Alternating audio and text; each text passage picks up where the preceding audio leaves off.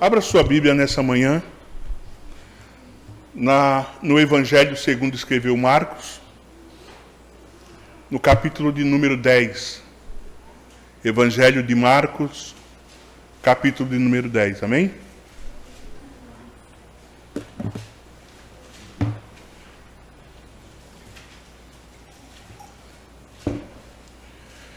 Nós estaremos meditando nessa manhã em alguns versículos, do 17 ao 22.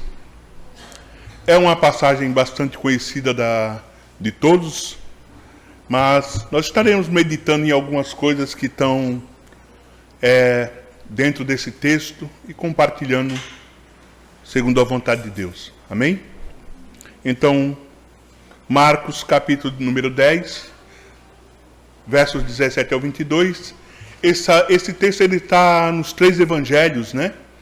Ele está em Lucas e também em Mateus. Mas nós, não sem querer, mas propositalmente, eu escolhi o que Marcos escreve para estar compartilhando com os irmãos. Vamos ler o texto bíblico, depois vamos ao Senhor em oração, amém? Os irmãos aí no fundo estão ouvindo bem, né? Amém? Vai dizer assim o texto, versículo 17. Pondo-se Jesus a caminho, um homem correu ao seu encontro e, ajoelhando-se diante dele, perguntou-lhe: Bom mestre, que farei para herdar a vida eterna? Jesus respondeu: Por que você me chama de bom? Ninguém é bom a não ser um, que é Deus. Você conhece os mandamentos: não mate, não cometa adultério, não furte, nem dê falso testemunho, não defraude ninguém, honre seu pai e sua mãe. Então o homem respondeu: Mestre, tudo isso tenho observado desde a minha juventude. Jesus, olhando para ele com amor, disse: Só uma coisa falta a você. Vá, venda tudo que tem e dê o dinheiro aos pobres, e você terá um tesouro no céu. Depois venha e siga-me. Ele, porém, contrariado com esta palavra, retirou-se, triste, porque era dono de muitas coisas ou de muitos bens. Senhor, oramos ao Senhor nessa manhã, já em agradecimento a tudo que o Senhor nos proporcionou até o presente momento. Desde o momento em que nos levantamos nessa manhã, já com nossos corações alegres, porque viríamos para este local para nos encontrarmos como tua igreja, como irmãos. E durante esse tempo, Senhor, temos desfrutado do café, temos desfrutado da comunhão, temos desfrutado do maravilhoso ensino sobre a teologia pactual, Senhor. Cantamos louvores ao Senhor e agora nos debruçamos sobre a tua palavra. Que o Senhor, através dessa palavra, venha falar aos nossos corações, à nossa alma, ao nosso espírito, e que nós possamos sair daqui, Senhor, alimentados pelo poder do teu Evangelho. Em nome de Cristo Jesus, nosso Senhor, essa é a nossa oração. Amém. A palavra do Senhor nessa manhã, ela nos mostra um homem que no começo nós identificamos apenas como alguém que vai ter com Jesus, mas que ao final da conversa desse homem com o Senhor Jesus, nós identificamos uma coisa muito importante. Esse homem não era um homem qualquer. Ele era um homem muito rico. Lucas vai falar a mesma coisa sobre isso. E também Mateus vai falar a mesma coisa sobre isso. Quando esse homem vai ao encontro do Senhor Jesus, a palavra do Senhor diz que ele vai até Jesus, e quando ele encontra o Senhor Jesus, ele tem uma atitude de reverência, ele se ajoelha na frente do Senhor Jesus. Ele se põe de joelhos. E o ato dele se colocar de joelhos perante Jesus, em reverência, ele reconhece Jesus como mestre. E ele diz para o Senhor Jesus: bom mestre, que farei para herdar a vida eterna? Ele se chega, ele se ajoelha diante de Jesus, e ele reconhece Jesus como mestre e chama o Senhor Jesus de bom mestre.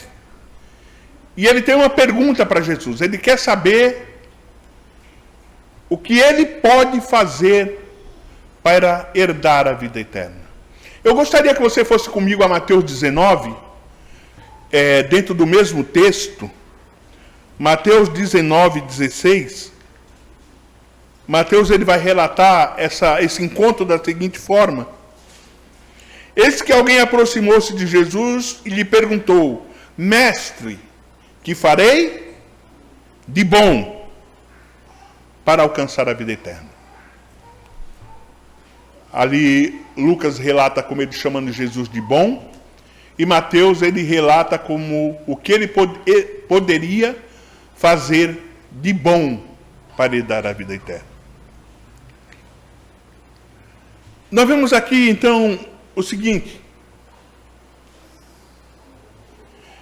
quando Jesus então lhe responde, Jesus vai responder da seguinte forma: por que me chama de bom? Não há ninguém bom a não ser um, que é Deus.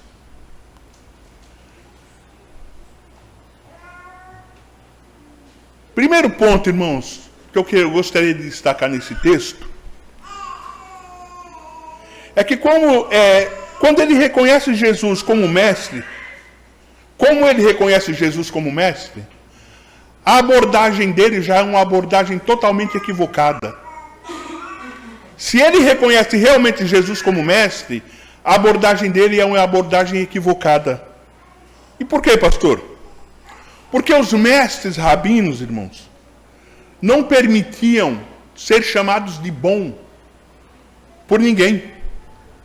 Porque o adjetivo bom só era usado para Deus. E é essa a resposta que Jesus dá para ele. Só existe um que é bom, que é Deus.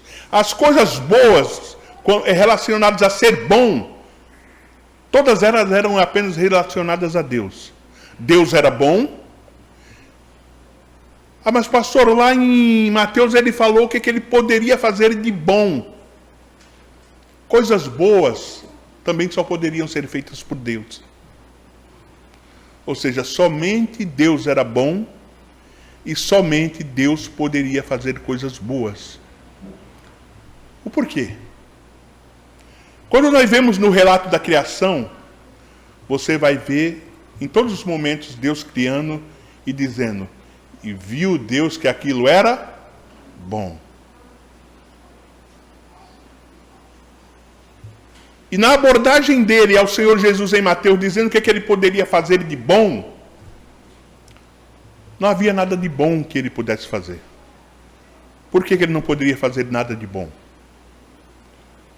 Primeiramente, porque ele não era bom. Bom é somente Deus, como Jesus falou para ele. E qualquer coisa que ele achasse que ele poderia fazer, achando que era algo bom, essas coisas não seriam boas. Porque toda a obra que o homem faz, ela é contaminada pelo pecado.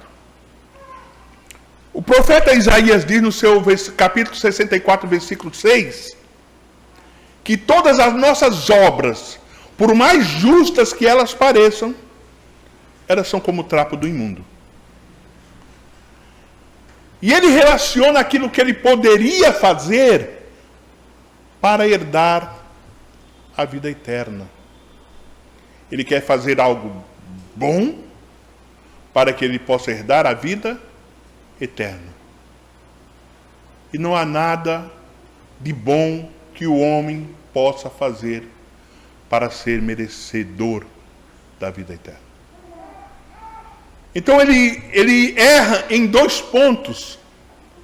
Primeiramente, por abordar Jesus, chamando Jesus de bom, e não que Jesus não seja Deus, mas Jesus ali, naquele momento, Jesus está se posicionando dele como o Jesus homem. E Jesus diz, não há ninguém bom a não ser um que é Deus. E da mesma forma, não há nada que você possa fazer para dar a vida eterna.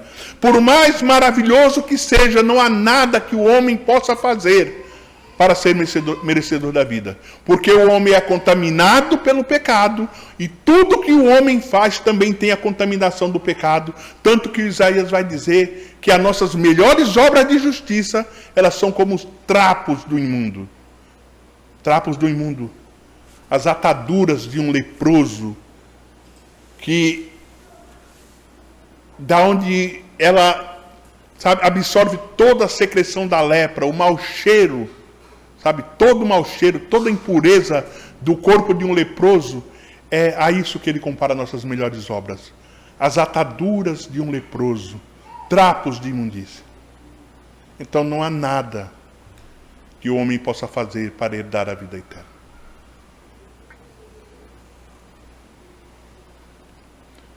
Porque somente Deus pode operar em nós a salvação, porque isso é uma obra exclusiva dele. Porque só ele é bom, só ele é puro, e só ele pode fazer isso. Então aquele jovem, totalmente equivocado, ele chega abordando o Senhor para saber o que ele pode fazer. E esse é o homem. O homem, ele acha que ele pode, dentro da sua capacidade, fazer coisas para agradar a Deus. O homem, dentro da sua, da sua pequenez, ele acha que ele pode realizar coisas para agradar o Senhor. Mas quando Jesus, ele aborda o Senhor Jesus vai direcionar ele para um certo local. Jesus vai dizer aqui, versículo 19, você conhece os mandamentos. Não mate, não cometa adultério, não furte, não dê falso testemunho, não defraude a ninguém, honre ao seu pai e à sua mãe. E quando ele ouve essa fala do Senhor Jesus, sobre que ele conhece os mandamentos, e verdadeiramente ele conhece os mandamentos, ele é um judeu. Quando ele ouve Jesus falar, olha, você conhece os mandamentos, então Jesus começa a falar com ele e citar a segunda tábua das leis, que refere-se ao meu relacionamento com meu irmão, ou seja, ao meu relacionamento com o meu próximo. Jesus vai falar para ele, olha, você conhece os mandamentos? Não mate, não cometa adultério, não furte, não dê falso testemunho, ou seja, não minta, não defraude ninguém, honra o seu pai e a sua mãe. A resposta daquele jovem para Jesus é uma resposta sucinta. Todas essas coisas eu já faço. O judeu, ele não vivia uma vida imoral. O judeu, ele olhava para a lei de Deus e ele temia a lei de Deus. Não que ele não pecasse, mas ele era temeroso à lei de Deus, e ele não vivia uma vida imoral, uma vida de adultério, ele não vivia uma vida totalmente fora da lei de Deus. Mas aqui eu gostaria então, mediante a resposta dele, todas essas coisas eu já faço, era de abrir um parênteses e tecer um comentário sobre muitas pessoas que, para essa fala do Senhor Jesus, teriam a mesma resposta que esse jovem teve.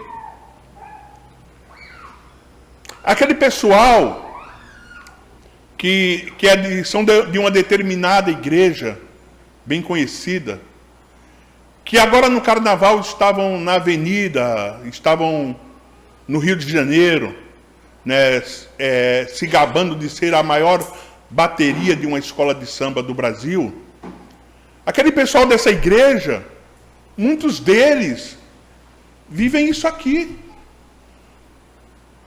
Muitos deles não matam, muitos deles não roubam, muitos deles não adulteram, muitos deles honram pai e mãe.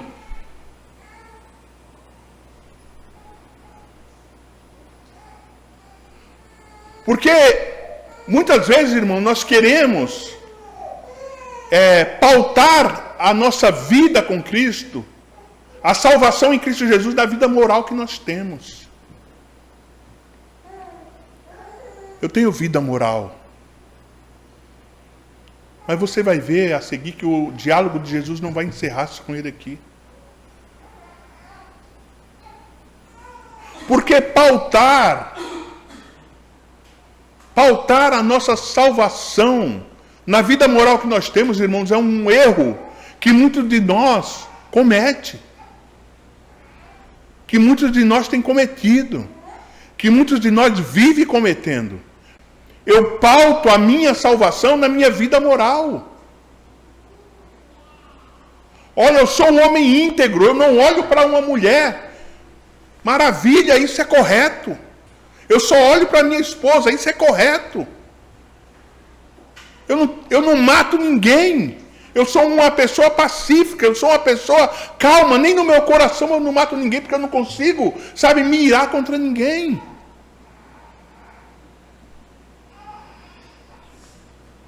Eu não roubo ninguém. Eu sou um comerciante, mas mesmo no meu comércio, eu sou totalmente honesto. Eu não furto ninguém, eu não roubo ninguém, eu não defraudo ninguém. Olha, se tem uma coisa que na minha vida não existe, é mentira. Mesmo que eu me prejudique, mas eu vou sempre falar a verdade. Você está certo. Você está certo, você está agindo corretamente. Eu honro meu pai e minha mãe. A minha mãe hoje é uma velhinha, meu pai é um velhinho. Eu levei eles para dentro da minha casa e eu sustento eles, porque eles me criaram, é meu pai e minha mãe. E mesmo que eles continuem vivendo na casa dele, mas eu sou o provedor do sustento deles, porque a miséria da aposentadoria que eles ganham não dão para nada, então eu sustento. Isso é honrar pai e mãe. E muitas vezes nós olhamos para nós mesmos, fazendo todo esse tipo de coisa. E parece que nós fazemos que nem aquele homem, né? Que falou aquela famosa fala de eu sou, né? Eu dou meu dízimo, eu honro meus compromissos, eu oro todos os dias. Mas na verdade, irmãos, nós deveríamos nos olhar um pouco como o samaritano que bate no peito e diz assim: Senhor, tem misericórdia de mim, porque eu sou pecador. Mas aí quando nós olhamos para nós cumprindo todas essas coisas, nós olhamos e falamos, como esse jovem falou para o Senhor Jesus: todas essas coisas eu já faço desde a minha juventude, desde a minha mocidade. Senhor, então eu não tenho um problema. Eu não tenho problema para entrar no reino de Deus, porque, Senhor, essas coisas que o Senhor está falando fazem parte da minha vida. Eu aprendi na escolinha. Eu aprendi com meu pai e com a minha mãe a lei de Deus. Eu sou temente à lei de Deus. Mas aí o Senhor Jesus, você vê que o Senhor Jesus citou para ele o quê? A segunda tábua dos 10 mandamentos. Mas agora o Senhor Jesus vai falar para ele o seguinte: só falta uma coisa. Senhor, mas eu já não cumpro os mandamentos? Não, falta uma coisa. Vai, venda tudo que tem, dê o dinheiro aos pobres e você terá um tesouro no céu. Depois venha e siga-me. Olha, você vai vender tudo que você tem, vai dar para os pobres, aí depois você vem e me segue. Para onde Jesus mandou esse jovem agora? Para onde Jesus mandou esse jovem? A primeira tábua, irmãos. Jesus mandou esse jovem para a primeira tábua. O que diz na primeira tábua? Primeiro mandamento. Amarás o teu Deus acima de todas as coisas. Foi para lá que Jesus mandou ele. Foi para lá que Jesus direcionou ele agora. Jesus olhou para ele, olha, tu está ótimo na segunda tábua. No teu relacionamento com o teu próximo, tu está ótimo. Maravilhoso. Aprovado. Vamos agora para a primeira tábua. Vai. Vende tudo que tu tem. Mas não fica com dinheiro não. Dá aos pobres. Depois tu vem e me segue. O que Jesus está dizendo para ele é o seguinte: coloca Deus como primeiro no teu coração. Coloca Deus como primeiro no teu coração. Sabe, isso aí, porque Jesus sabia que a primeira coisa no coração daquele homem era as suas propriedades. Ele era muito rico. Então o que Jesus está dizendo para esse jovem aqui é: olha, vai lá na primeira tábua, porque lá diz: amarás o teu Deus de todo o teu coração, todo, a totalidade do teu coração, de todo o teu entendimento. Amarás o Senhor teu Deus sobre todas as coisas. É para lá que Jesus direciona esse jovem, irmãos. Porque, na verdade, o que de mais importante vai nos fazer entrar no reino do céu é aquilo que está em nosso coração.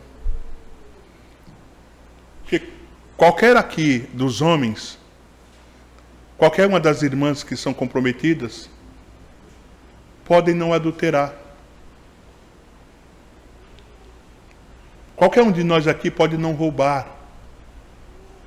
Qualquer um de nós aqui pode não matar.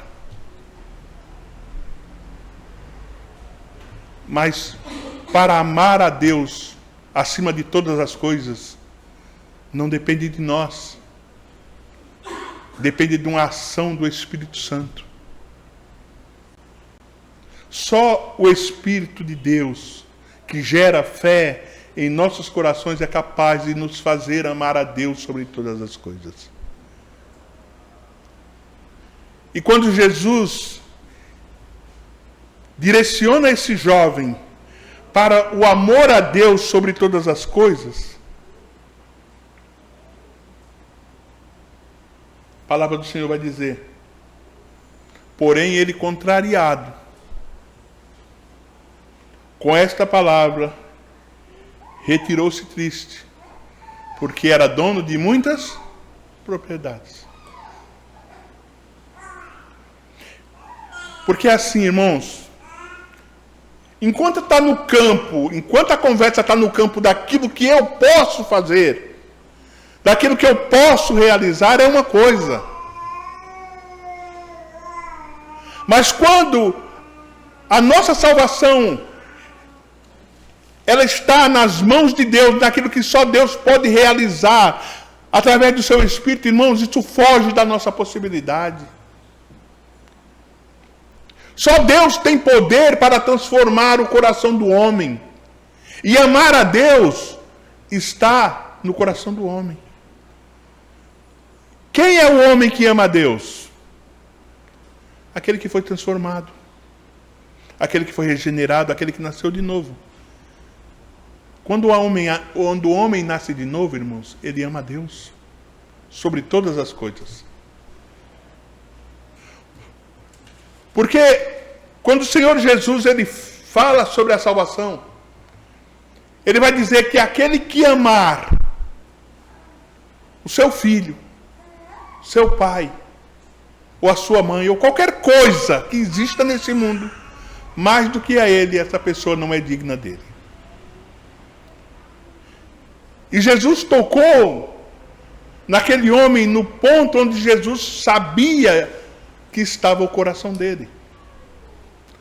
Quando Jesus responde àquele homem, a palavra vai dizer que Jesus responde com amor. Jesus olhando para ele com amor.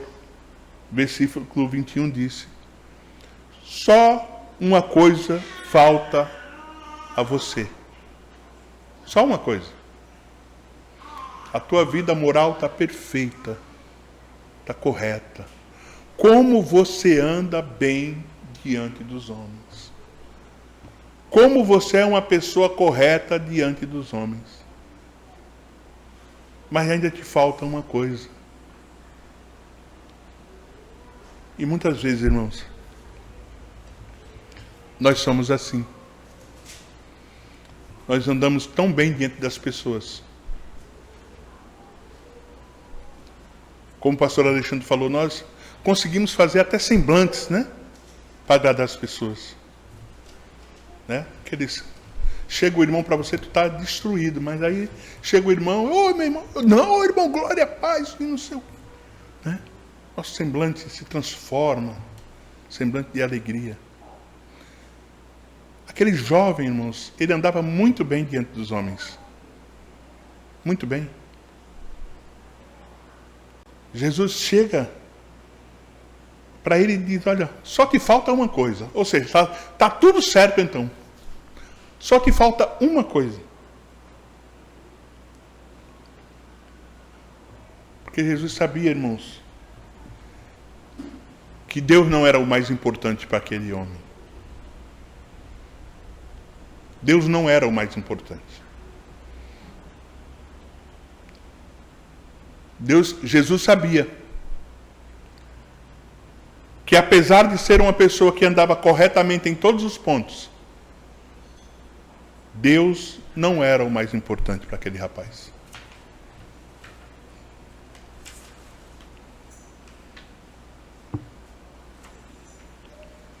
Então ele, que era um exímio cumpridor da segunda tábua, faltava para ele uma coisa. Faltava para ele ser um cumpridor da primeira também. Porque não adianta para mim ser um cumpridor de toda a segunda tábua da lei, que fala do meu relacionamento com o pastor Alexandre, com o Mateus, com a Maria Eduarda, com os irmãos.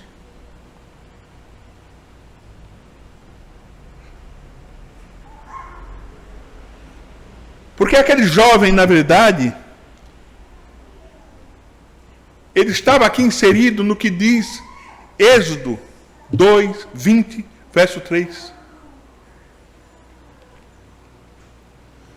O que diz? Não tenha outros deuses diante de mim. Aquele jovem, ele tinha um Deus especial na vida dele. Só que não era o Deus dos céus. Não tenha outros deuses diante de mim. O Deus dele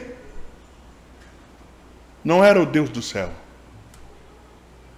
O Deus dele era o dinheiro, era aquilo que ele tinha. E muitas vezes, irmãos, nós temos outros deuses diante de nós. Nem sempre é o dinheiro. Nem sempre é o dinheiro. Mas muitas vezes os nossos deuses são ídolos que nós criamos para nós. Meu Deus é o meu marido. Meu Deus é a minha esposa. Meu Deus é o meu filho. Meu Deus é o meu filho. Meu Deus é o meu filho perfeito. Meu Deus é o meu filho intocável. Meu Deus é o meu filho que é a melhor criança do mundo. Meu Deus é o meu carro.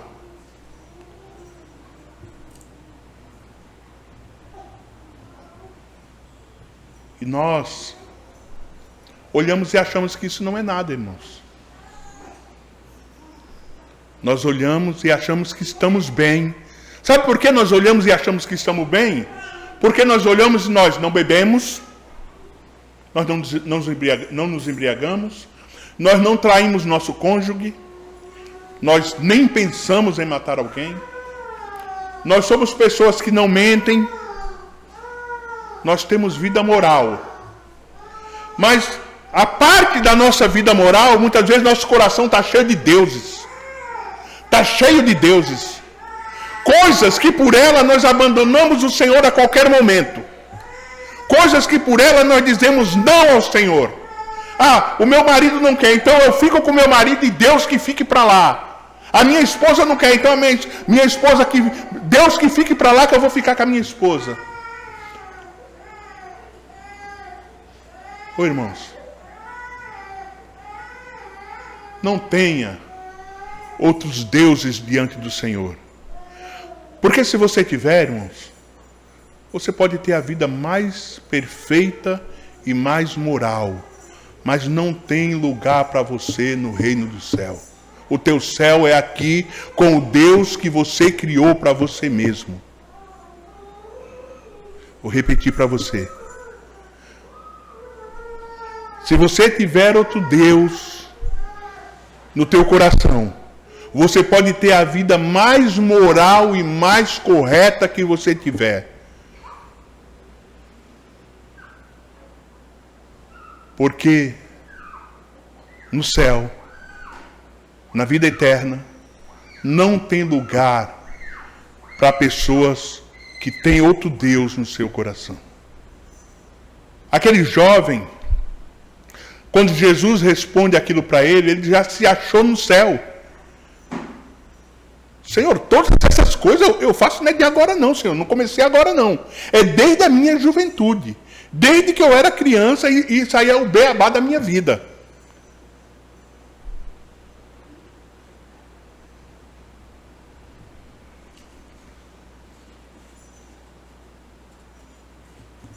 Se fosse realmente isso, irmãos,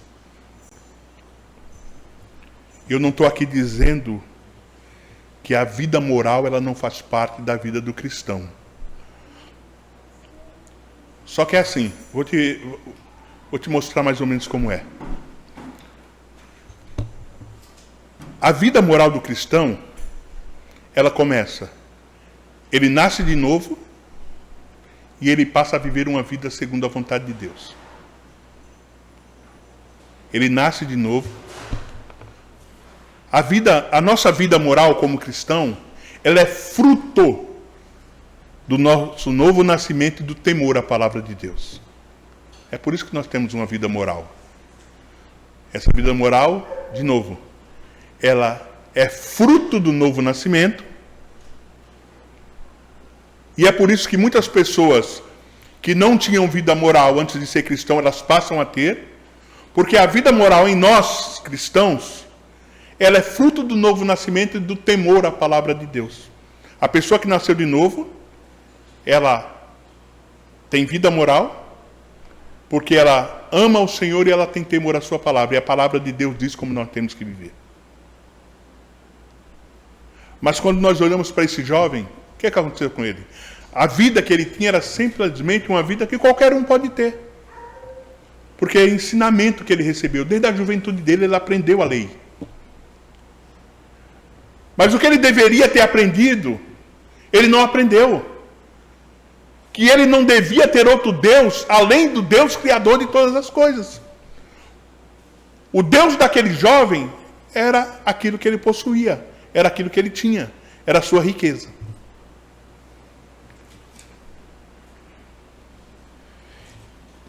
Então, dentro desse texto, eu gostaria de trazer 3 aplicações para nós.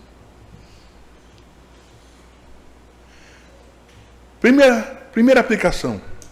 Até mesmo alguns ricos e poderosos querem entrar no céu. Só que querem entrar como entram em restaurantes, resorts, hotéis de luxo. Ou seja, pelos seus próprios recursos. Até mesmo alguns ricos e poderosos querem entrar no céu.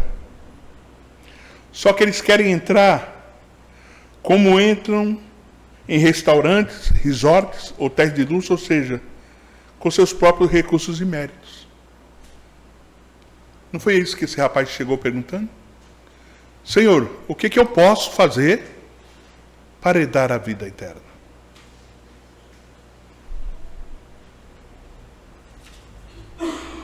Só que o detalhe, irmãos, é que no céu nós não vamos entrar por aquilo que nós temos ou por aquilo que nós podemos fazer. Porque a salvação, ela não se compra. Ela foi dada.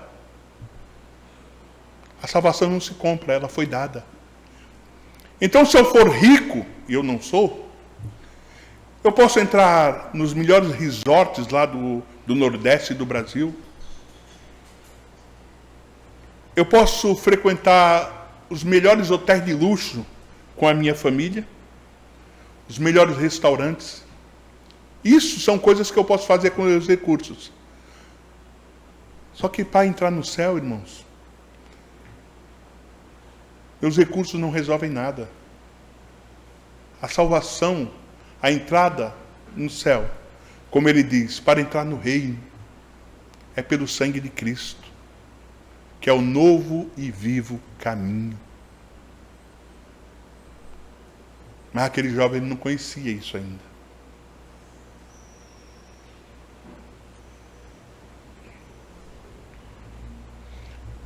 Outro detalhe, até mesmo pessoas não convertidas podem ter vida moral para com o próximo, mas ter vida moral não significa que eu amo a Deus.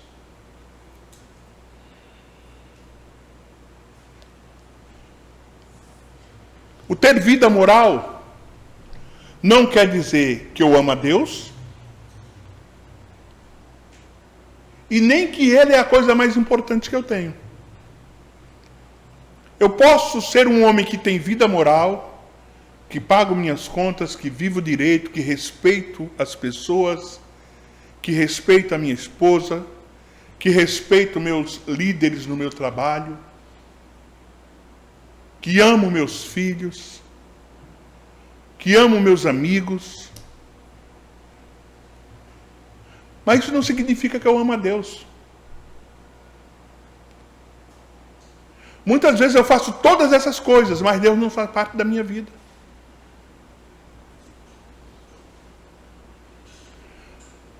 Porque quando Deus faz parte verdadeiramente da vida de um homem e de uma mulher, Ele é a coisa mais importante que essa pessoa tem.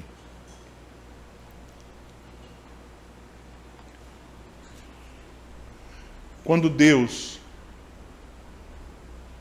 faz parte da vida de um homem e de uma mulher, Ele é a coisa mais importante que ela tem.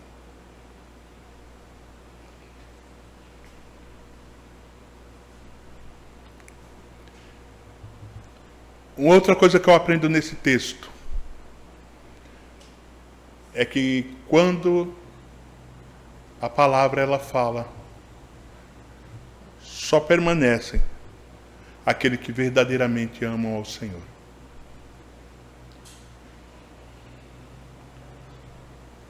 Porque a palavra de Deus, irmãos, ela confronta. Foi o que Jesus fez aqui com esse jovem.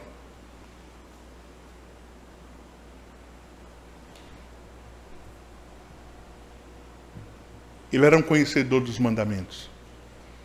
E você pode ter certeza que ele não só conhecia a segunda tábua, ele conhecia toda a lei. Porque os judeus são ensinados desde a sua meninice. Tanto que ele diz que desde a juventude ele já praticava aquelas coisas.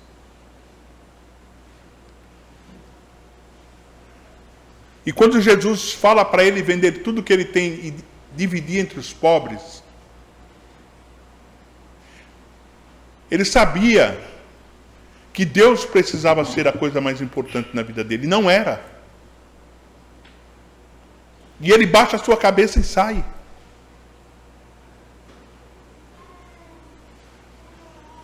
Irmãos, você sabe o que acontece quando a palavra confronta? Quando a palavra de Deus ela confronta o homem, se ele não for um homem transformado, não for alguém que nasceu de novo, ele se retira.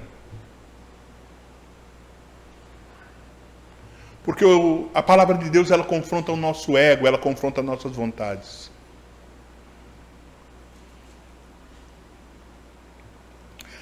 Mas quando a palavra de Deus ela vem e ela nos confronta e verdadeiramente nós amamos ao Senhor, sabe qual é a nossa resposta? Para onde irei eu, Senhor, se só Tu tem palavra de vida eterna?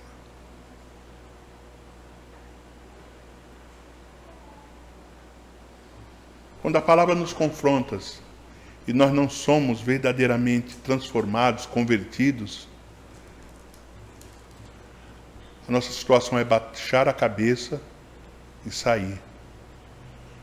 Mas quando nós somos convertidos e a palavra ela fala poderosamente conosco, a nossa resposta para ela é: para onde irei eu? As Tuas palavras são palavras de vida eterna.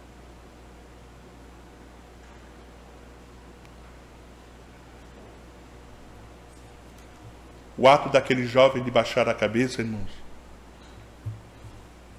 foi como se ele falasse para Jesus Cristo: o reino, porque ele chega para Jesus perguntando o quê? O que ele faz para entrar no reino? Não é isso? Para herdar a vida eterna. No final do discurso, sabe qual é a resposta dele para Jesus? Senhor, a vida eterna ela não é tão importante assim para mim. O que eu tenho é muito melhor. O que eu tenho é muito maior. Meus bens terrenos são muito mais importantes. Porque se o entrar na vida eterna fosse tão importante para ele, irmãos, o que seria para ele vender as suas propriedades e dividir com os pobres? Porque Jesus faz uma promessa, não sei se você percebeu, mas Jesus, além de tudo, ele ainda faz uma promessa para esse jovem. Só uma coisa lhe falta: vá, venda tudo o que tem, dê o dinheiro aos pobres e você terá um tesouro no céu. Depois venha e siga-me. Você não vai ficar de mão vazia. Você vai ter um tesouro. Você vai se desfazer de todos os bens materiais que você tem, vai dar para os pobres. Só que tem uma coisa: você não vai ficar sem nada. Eu tenho um tesouro no céu para você. Quando Jesus ele nos fala desse tesouro no céu, irmão, ele diz que esse tesouro a traça não rói, a ferrugem não destrói e o ladrão não rouba. E Jesus está prometendo esse tesouro para esse rapaz. Mas mesmo com essa promessa que Jesus faz para ele, você tem um tesouro guardado no céu para você. A palavra do Senhor diz que ele, contrariado com essa palavra, eu rejeito essa palavra. Rejeitar a palavra é algo que o homem vive fazendo. Contrariado. Muitas vezes a palavra, pessoas saem contrariadas da igreja com a palavra que ouviram. Com a palavra que Deus falou, porque a palavra é de Deus. E então ele sai contrariado com aquela palavra de Jesus. A palavra de Jesus, ela contraria aquele homem, irmãos. Olha que coisa. Ele vai para Jesus, reconhecendo Jesus como mestre, ele conversa, ele tem um diálogo com Jesus, e quando Jesus conversa com ele e dá a solução para o que ele quer, ele sai contrariado com o que Jesus falou. E ele fica triste. Contrariado e triste. Isso aqui é típico, irmão. É típico daquele crente que gosta de ouvir aquilo que ele quer ouvir. Isso aqui é típico de alguém que gosta de ouvir aquilo que quer ouvir. Porque se ele não ouvir aquilo que quer ouvir, ele fica contrariado e triste. E Deus não falou com ele. Se o diálogo tivesse encerrado ali na segunda tábua da lei, talvez aquele rapaz estivesse saindo dali, correndo alegre para a casa dele, né, com alegria fora do normal. Poxa, Jesus, por que o Senhor não parou? Jesus na segunda tábua. Se o Senhor para ali, eu vou para casa agora correndo, abraço minha mãe, abraço meu pai, abraço meus irmãos e digo que o Senhor tem um lugar na vida eterna para mim. Oh, irmãos, meus amados e queridos irmãos,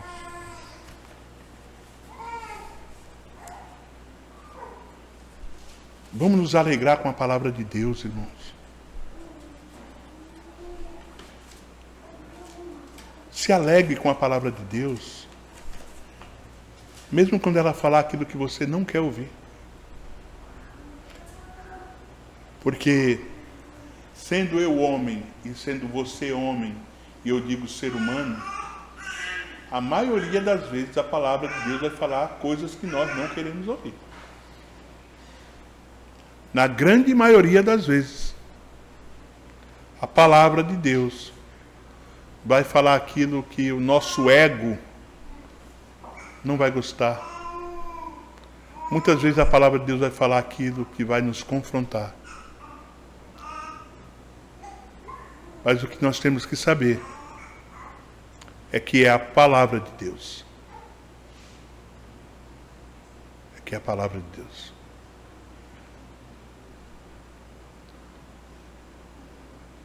E a palavra de Deus, ela sempre vai vir para nós, irmãos, para nos tirar do nosso conforto.